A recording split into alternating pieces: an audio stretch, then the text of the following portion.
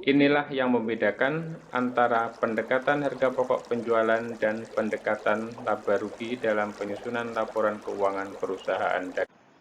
Sobat milenial, selamat berjumpa lagi di Rumah Milenial Akuntansi. Rumahnya belajar akuntansi dari generasi milenial hingga kini.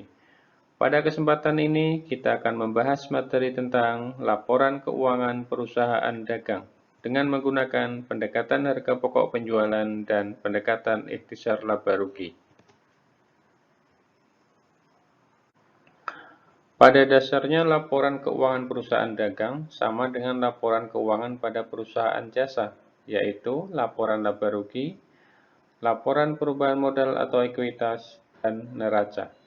Yang membedakan adalah dalam laporan keuangan perusahaan dagang, untuk menyusun laporan laba rugi akan diperhitungkan harga pokok penjualan, di mana dalam perusahaan jasa tidak ada harga pokok penjualan. Sedangkan untuk laporan perubahan modal dan neraca, proses penyusunannya sama dengan perusahaan jasa. Maka dalam pembahasan kali ini akan terfokus pada laporan laba rugi perusahaan dagang. Format dalam menyusun laporan laba rugi perusahaan dagang dapat dilihat dalam dua bentuk. Ini merupakan bentuk yang pertama, dan ini merupakan bentuk yang kedua. Di mana yang paling atas di sini adalah sama-sama tentang penjualan. Kemudian ada penjualan bersih. Kemudian yang kedua ada harga pokok penjualan. Kemudian yang ketiga ada beban operasional. Ini ada beban operasional. Yang membedakan di sini adalah dalam format yang pertama, harga pokok penjualan ditulis cukup singkat, hanya harga pokok penjualan. Sedangkan yang kedua, di sini harga pokok penjualan ditulis secara terurai, lebih panjang lagi. Artinya di sini harga pokok penjualan harus diperhitungkan lebih rinci lagi. Format yang pertama ini disebut dengan pendekatan harga pokok penjualan, yaitu di mana pada saat melakukan penyesuaian persediaan barang dagang sebelumnya menggunakan pendekatan harga pokok penjualan. Sedangkan dalam format yang kedua, ini adalah pendekatan ikhtisar laba rugi, di mana dalam penyesuaian sebelumnya atas persediaan menggunakan pendekatan ikhtisar laba rugi. Inilah yang membedakan antara pendekatan harga pokok penjualan dan pendekatan laba rugi dalam penyusunan laporan keuangan perusahaan dagang.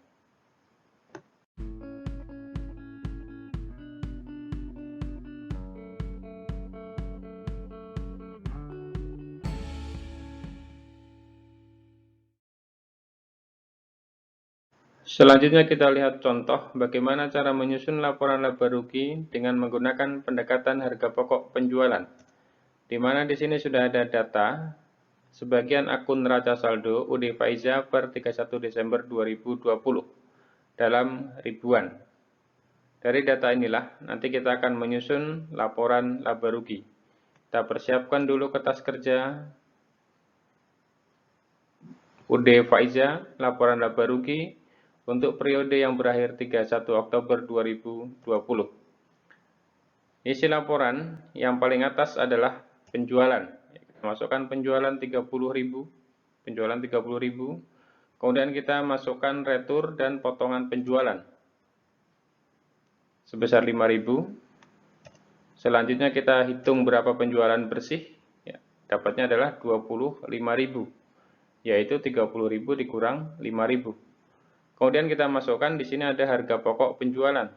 Harga pokok penjualan 16.500. Dan sekarang kita hitung berapa laba kotor usaha, yaitu 8.500. Dari 25.000 dikurang 16.500. Selanjutnya kita masukkan beban operasional, di mana beban operasional di sini akan dibagi dua, yaitu beban bagian penjualan yang meliputi pengeluaran untuk penjualan. Sini ada gaji toko, perlengkapan toko, dan penyusutan peralatan toko. Kita masukkan, ada 3, kemudian kita jumlahkan. Jumlah beban bagian penjualan adalah 3.700. Selanjutnya kita masukkan beban bagian administrasi dan umum. Ya, di sini ada beban gaji bagian kantor dan beban lain-lain kita masukkan. Kemudian kita jumlahkan, jumlah beban bagian administrasi dan umum adalah 1.800.000.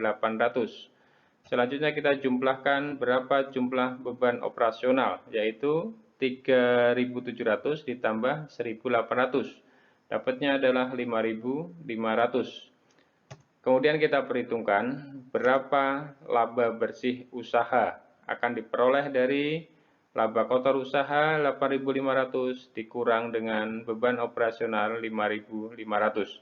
Maka dapat 3.000. Inilah jumlah dari laba bersih usaha.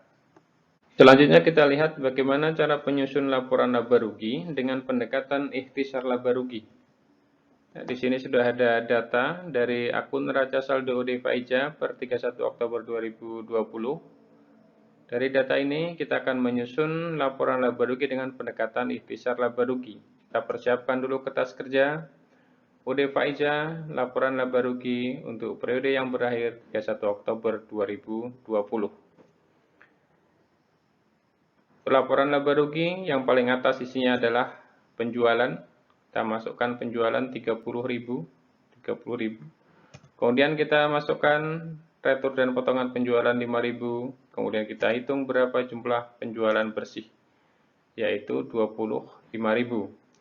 Kemudian kita hitung harga pokok penjualan dengan cara kita masukkan berapa jumlah persediaan awal, di sini 10.500.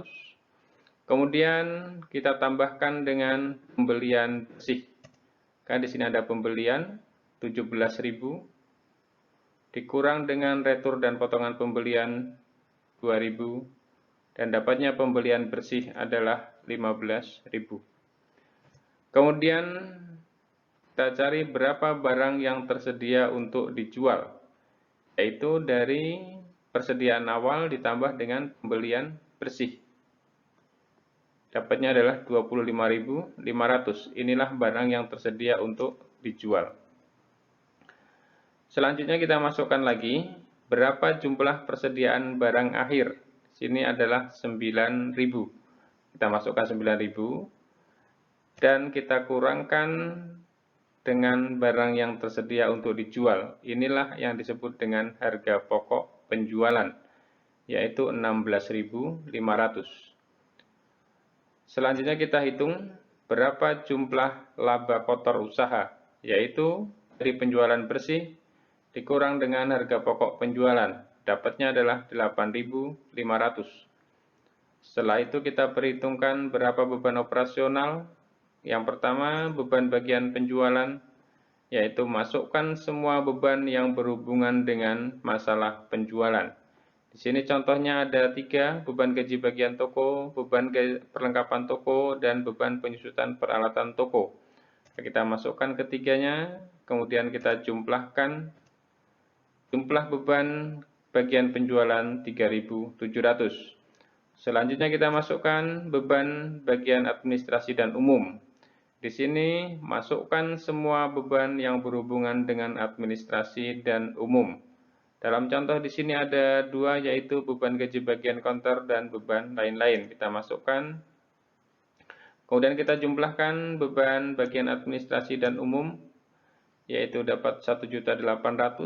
Kemudian kita jumlahkan berapa jumlah beban operasional, yaitu 3.700 ditambah 1.800. Dapatnya adalah 5.500. Kemudian kita hitung berapa laba bersih usaha, yaitu dari laba kotor usaha dikurang dengan beban operasional. Dapatnya adalah 3.000. Inilah laba bersih usaha.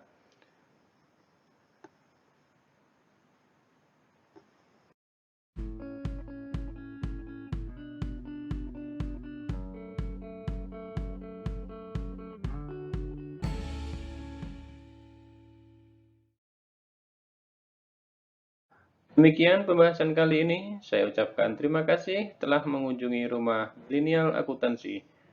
Rumahnya belajar akuntansi dari generasi milenial hingga kini.